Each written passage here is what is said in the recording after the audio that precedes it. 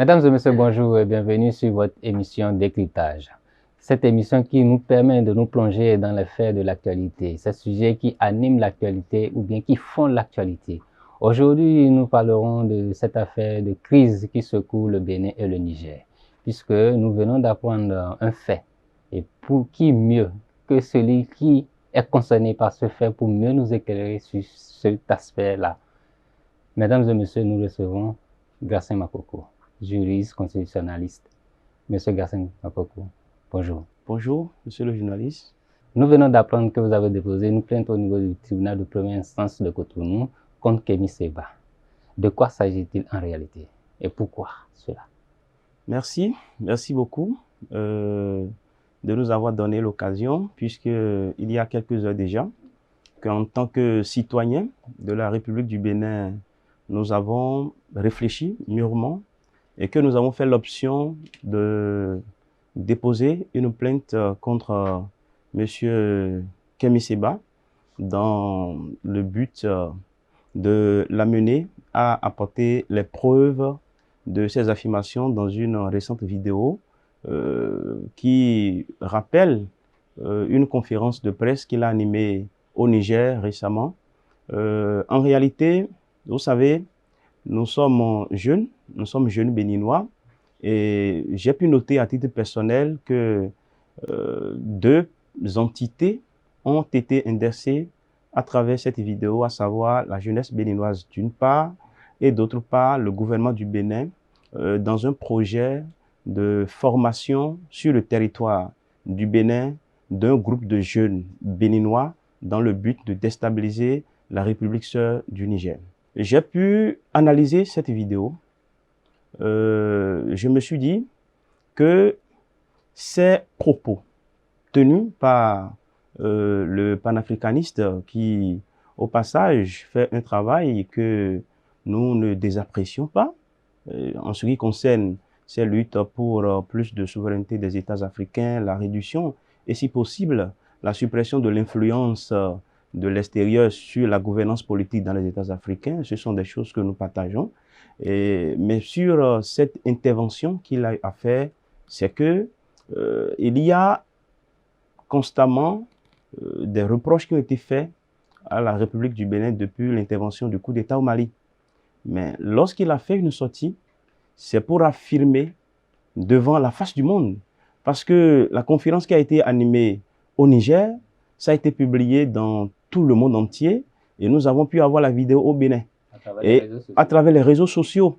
Et c'est pareil, c'est de la même manière que les Français, les Américains, les Asiatiques, un peu partout dans le monde, les gens vont apprendre que sur le territoire du Bénin, il y a le gouvernement qui est d'accord, il y a une partie de la jeunesse du Bénin qui est d'accord à ce que le Niger soit déstabilisé et qui se sont entendus pour vraiment déployer de personnel humain et également un armement pour aller déstabiliser la République sœur du Niger.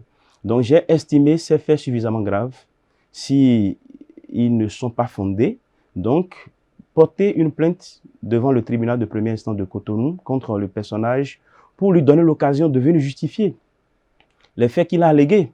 Parce que nous faisons partie de la jeunesse. Et il faut que la population puisse comprendre. Parce que hier, le gouvernement du Niger a pu condamner publiquement le Bénin d'avoir abrité une base militaire française dans le but de déstabiliser le Niger. Aujourd'hui, il y a un activiste, un panafricaniste et de surcroît un Béninois qui anime une conférence de presse au Niger pour le revenu sur les faits, pour dire d'une part que une base militaire n'est pas une aiguille, n'est plus sur tapis, parce que hier, les panafricanistes, aussi bien que le gouvernement du Niger, avaient estimé que le Bénin abritait une base militaire française au Bénin. Ce que le gouvernement a démenti. Le gouvernement l'a démenti. Et les a invités surtout à venir explorer. Voilà, le gouvernement a démenti cela. Et dans les récentes interventions, surtout de M. Kémi Séba, on a compris que lui aussi, il est en train d'accepter d'une manière ou d'une autre qu'il n'y a pas de base militaire française au Bénin.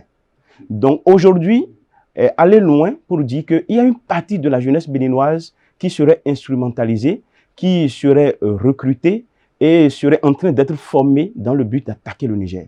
Donc j'ai estimé que si ils ont fait une sortie médiatique hier, qui s'est révélée en avançant des propos, en imputant à l'État du Bénin des faits qui se sont révélés faux aujourd'hui, ça veut dire simplement qu'ils font de la communication politique, parce que vous avez dit que le territoire, le Bénin abrite des bases militaires, une base militaire française.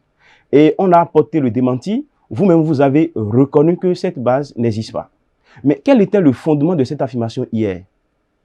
Or, en affirmant que le Bénin était en train d'abriter une base militaire pour attaquer le Niger, c'est écrit une histoire politique. Parce que cela va être enseigné. Cela va rester dans la psychosociologie collective du peuple nigérien plusieurs décennies après. Vous avez appris que, quand vous lisez Mein Kampf d'Adolf Hitler, il a pu dire que c'est parce que son professeur d'histoire et géographie lui a enseigné en classe de 3e que les Français ont martyrisé les Allemands, que lui, il a été animé d'une grande revanche, d'un sentiment de défendre, de restaurer l'image de l'Allemagne.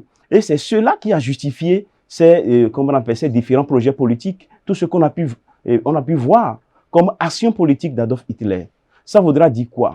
En disant aujourd'hui qu'une partie de la jeunesse béninoise a accepté se faire former pour aller déstabiliser le Niger, alors que le gouvernement est en train de s'efforcer pour démentir cela. Nous estimons que ces propos portent atteinte à l'honneur et à la considération de la jeunesse béninoise que nous sommes, parce que moi, je ne suis pas sûr, et ce n'est pas vrai, qu'il se trouve sur le territoire du Bénin des jeunes béninois qui sont prêts à aller combattre au Niger pour aller déstabiliser le Niger.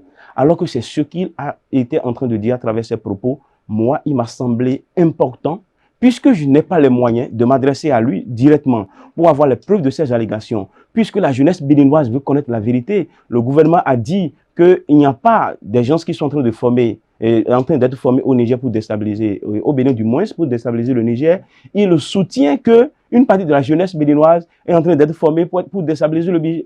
Alors, on l'invite à travers cette procédure judiciaire que nous avons bien voulu initier à son encontre, afin de lui permettre d'apporter les preuves de son allégation, et au cas où les preuves n'auraient pas existé, que la République du Niger, que les citoyens nigériens puissent comprendre que en réalité, les gens font simplement de la communication politique, et qu'en réalité, au Bénin ne se trouvent pas des jeunes qui se seraient apprêtés ou qui se seraient engagés à les déstabiliser leur pays, et afin que dans l'histoire politique du Niger, l'on ne puisse pas laisser des traces de ces faits allégués qui montrent que les jeunes béninois, il y a 10 ans, il y a 30 ans, après même la mort du général Tiani, après même la mort de Kemi Seba, après même la mort de ceux qui sont des gouvernants aujourd'hui, cette information va rester, et ça ne peut que contribuer à envenimer davantage les crises qui vont opposer désormais les Nigériens et les Béninois. On n'a pas idée de cela aujourd'hui, donc il faut agir d'une manière ou d'une autre pour permettre à ce que la vérité puisse triompher, pour qu'on puisse comprendre réellement entre les autorités béninoises qui sont en train de démentir que des choses du genre ne sont pas en train d'être déroulées sur le territoire, et Kemi Seba qui estime que une horde de mercenaires est en train d'être formée au Bénin. Il faudrait quand même affronter les arguments pour que chaque partie puisse apporter les preuves devant une juridiction. Voilà pourquoi on a voulu que de manière officielle, que M. Kemi Seba puisse venir devant les juges béninois pour apporter la preuve de ce qu'il a affirmé. Cheikh Anta Diop disait à connaissance égale, la vérité triomphe. La vérité triomphe, bien entendu. Maintenant, déposer cette plainte au niveau du tribunal de première instance de Cotonou, n'est-ce pas un acharnement contre la personnalité de Kemi Seba? Bon, moi je suis un citoyen. Je ne sais pas l'intérêt que je peux avoir à vouloir m'acharner contre la personne. Je vous ai dit précédemment qu'il fait un travail depuis des années que j'apprécie. Parce que le panafricanisme, il n'y a pas un Africain qui ne soit pas panafricaniste. Tout le monde aspire à ce que les États africains soient mieux gouvernés, politiquement, économiquement, etc. Maintenant, la question fondamentale est que, en tant que jeune béninois, je me trouve indécé. Je me trouve touché. Parce que nous avons des frères et sœurs, nous avons des concitoyens, Et si on a dit qu'il y a des jeunes Béninois, sur les 12 millions d'habitants que nous sommes, je ne sais pas la marge de la jeunesse, mais si la jeunesse est d'environ 7 millions, c'est que sur les 7 millions, il y a des jeunes Béninois, au dit de M. Kami Seba, qui ont pris la résolution de se faire former pour aller déstabiliser le Niger. Je pense que c'est suffisamment grave et il va falloir que cela soit clarifié. Donc si cela n'est pas clarifié, ça va être, c'est-à-dire que un tort qui a été causé à cette jeunesse à laquelle j'appartiens, et il faudrait réellement que l'on puisse lever tout doute et qu'il apporte les preuves que effectivement, bon, il y a telle personne, et s'il arrivait qu'il arrive, du moins à apporter des preuves solides et irréfutables sur ce qu'il avance aujourd'hui, il va falloir situer les responsabilités. Si entre-temps, des jeunes Béninois, effectivement, avaient décidé de se mettre dans une telle entreprise, que les juridictions compétentes de la République puissent se saisir de leur dossier et de les punir. Parce que ce ne sont pas des comportements qu'on peut promouvoir. Et si, entre-temps, le gouvernement béninois, effectivement, avait décidé, nous, on n'a pas élu notre gouvernement pour qu'il puisse former des mercenaires pour aller attaquer les républiques sœurs. On a élu le gouvernement pour qu'il puisse développer le pays, pour qu'il puisse permettre à ce que nous passions d'un pays à l'état de moins être à un état de plus être, pour que, comment on appelle, les conditions de vie et de travail des populations béninoises puissent être améliorées. Donc, à entendre que notre gouvernement a engagé de pareilles personnes pour aller déstabiliser le Niger, c'est que, effectivement, il y a nécessité de faire triompher la vérité. Et au cas où le gouvernement serait en cause, que l'on puisse appliquer au gouvernement et les sanctions qu'il faut, puisque nous sommes dans un état de droit. Donc, fondamentalement, c'est pour faire triompher la vérité, c'est pour voir où se situe réellement la vérité, à savoir entre ce qu'affirme M. Kami Seba et les démentis formels que le gouvernement béninois ne cesse d'apporter depuis. Vous parlez de cette conférence de presse que lui, en tant que Béninois, puisqu'il est dans une procédure où on est en train de lui retirer sa nationalité française. Lui, en tant que Béninois, puisque au moins, les gens savent qu'il a cette nationalité-là, qui tient une conférence avec des propos contre le Bénin en terre nigérienne. Comment avez-vous trouvé cela? Est-ce raisonnable? Est-ce que ces autorités nigériennes doivent le croire? Bon, vous savez, chacun a raison d'agir d'une façon ou d'une autre. De toutes les manières, c'est que à la lecture des différents agissements à l'occasion de cette crise qui secoue les deux États, j'ai pu noter un manque criant de ce qu'on peut appeler des valeurs communes partagées en République du Bénin. Parce que j'ai comme l'impression que lorsque quelqu'un est de l'opposition politique au régime en place, il trouve que c'est une occasion pour enterrer ceux qui sont là.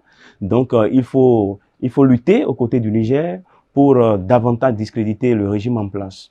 Et les mouvanciers, quant à eux, on se battent pour soutenir le régime. Mais je pense que ça ne doit pas être cela. On peut avoir des divergences politiques, mais il doit y avoir des valeurs communes partagées. Le sens de l'État, la défense, moi je vais vous dire quelque chose. Toutes les fois qu'un État sur cette planète va s'opposer à la République du Bénin, mon soutien pour le Bénin n'est pas à négocier, quoi qu'en soient les circonstances. Parce que c'est de ça il s'agit. Lorsque la Chine avait suspendu l'accord d'extradition qui liait Hong Kong et à 3 États occidentaux, le Canada, le Royaume-Uni et autres, les Chinois ne sont pas opposés à cela. Au contraire, ils ont soutenu le gouvernement chinois qui a procédé à la suspension d'un tel accord. Lorsque la France et l'Union européenne ont décidé de sanctions contre la Russie, effectivement qu'il y a quelques dissidences, mais on voit qu'en général, les citoyens sont restés derrière le président. En Russie, ça a été la même chose. On voit que les Russes, comment on appelle, exception faite à une certaine minorité, sont restés derrière. Il y a ce qu'on appelle le moral national. Et cela contribue à la restauration de la dignité d'une nation. Moi, si ça ne tenait qu'à moi seul, même si la fermeture de la frontière entre le Bénin et le Niger doivent être maintenues parce que notre pays cherche à restaurer sa dignité, notre pays du moins cherche à ce que le Niger puisse le respecter conformément à l'article 148 de notre constitution. Je pense que cela vaut le coup.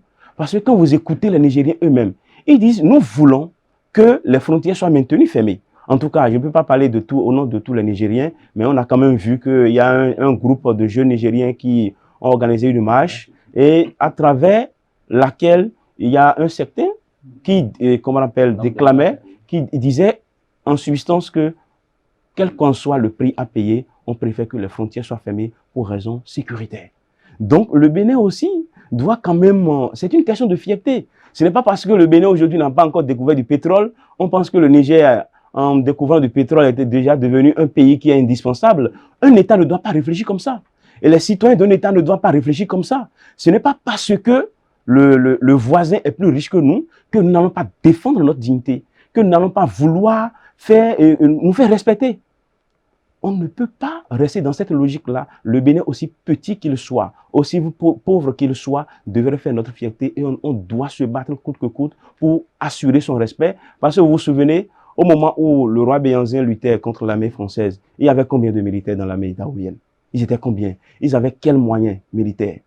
Quelle était leur force? Quelle était leur organisation? Mais face à une armée nombreuse de la France, le roi Béhanzin a quand même pris de courage, le patriotisme pour dire que non, nous n'allons pas courber les chines devant la France. Et aujourd'hui, mais il fait notre fierté.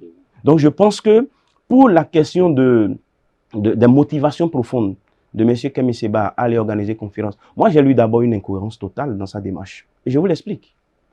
Parce que il y a quelques jours, simplement, quelques jours seulement, j'allais dire, et le M. Kemi Seba était au Bénin, et il s'est proposé un médiateur pour aider les gouvernements du Niger et du Bénin à régler la crise qui les oppose, le différend qui les oppose. Mais celui qui se positionne en médiateur, qui s'est proposé comme un médiateur, quelques jours simplement, quelques jours seulement, quelques heures après, se retrouve au Niger et il anime une conférence pour envenimer la crise. C'est un peu comme si, c'est une démarche qui n'est pas cohérente, à mon sens. Mais ce n'est pas pour cela que moi, j'ai initié cette plainte contre lui. J'ai initié la plainte simplement parce que je vais donner l'occasion à la justice de l'écouter et de lui permettre d'apporter les preuves afin que dans le subconscient nigérien, afin que dans la psychosociologie nigérienne, l'on ne puisse pas garder en tête que les Béninois, il fut un moment, se sont mobilisés, même si on parle d'une minorité, pour aller déstabiliser leur pays. C'est tout ce que je veux défendre. Et si les preuves ne sont pas apportées, on va comprendre qu'en réalité, ce sont des activistes qui sont en train de mentir. Si c'est avéré, il faut que les auteurs soient identifiés et punis. Voilà un peu l'objectif de la requête. Nous tirons presque vers la fin, mais une dernière question. Quoi peut-on s'attendre par rapport à cette procédure que vous avez enclenchée? Bon, la justice a son calendrier. Nous, on l'a saisi. Et la justice est rendue dans chaque État au nom du peuple. En réalité, nous demandons simplement que les juges puissent, en fonction de leur calendrier, programmer une audience et la partie défenderesse va être saisie par les voies indiquées en la matière et les procès vont être organisés. On va répondre présent à ces procès. Nous allons dire pourquoi nous estimons que ces propos sont des propos diffamatoires. Nous allons exhiber les moyens que nous avons à notre disposition et il appartiendra à notre vis-à-vis, à savoir M. Kemi Seba, d'apporter les preuves de ce qu'il a affirmé, de nous apporter les preuves de combien de jeunes béninois ont été recrutés pour être formés et après être déployés au Niger dans le but de déstabiliser ce pays. Il va nous dire qui les a recrutés, comment il a eu les informations et apporter les preuves. Donc c'est tout ce que nous voulons et je pense que la justice va s'organiser afin que le Béninois, le peuple béninois, la jeunesse béninoise qui a droit à l'information puisse comprendre réellement qui a raison, où se trouve la vérité. Merci, M. Makoko. Nous voilà à la fin de cette émission parce que l'autre question qu'on aurait pu se poser, est-ce que le Bénin n'aurait pas pu enclencher aussi une procédure contre Kemi Seba? Bon, c'est normal. Bon, c'est l'image du Bénin qui est ternie. Oui, vous savez, personne n'a le monopole de l'ouverture des procédures judiciaires. Si le gouvernement du Bénin le juge utile, il le fera. Mais nous ne sommes pas en train de parler forcément au nom du gouvernement. Parce que dans cette affaire, je vous ai dit à l'entame de mon intervention qu'il y a deux personnes qui sont de potentielles victimes. Deux personnes dont la réputation et l'honorabilité sont entachées. Il y a la jeunesse béninoise. Il y a le gouvernement béninois. Parce que dans son intervention, il a bel et bien dit qu'une partie de la jeunesse, même s'il a ajouté le mot minorité, de la jeunesse, a accepté se faire former. Donc, si jamais on ne clarifie pas ces propos, si jamais devant les instances habilitées, on n'amène pas l'intéressé à vraiment apporter les preuves, et que si entre-temps ces propos étaient faux, on va voir quand même que pendant 100 ans après nous, 50 ans après nous, 40 ans après nous, les Nigériens vont se dire que, enseigner à leurs enfants que, il fut un moment, en 2024, les jeunes Béninois se sont organisés pour aller déstabiliser le Niger. Je pense que c'est très bien grave et il faut forcément clarifier cette situation. Merci, M. Makoko, pour cet éclairage. Nous vous suivrons pour voir quelle sera l'évolution de ce dossier. Et quand le besoin se fera sentir, on vous appellera pour mieux nous éclairer par rapport à la suite de ce dossier. Merci, chers amis internautes. C'est la fin de cette émission. Prenez le rendez-vous du prochain numéro. À bientôt.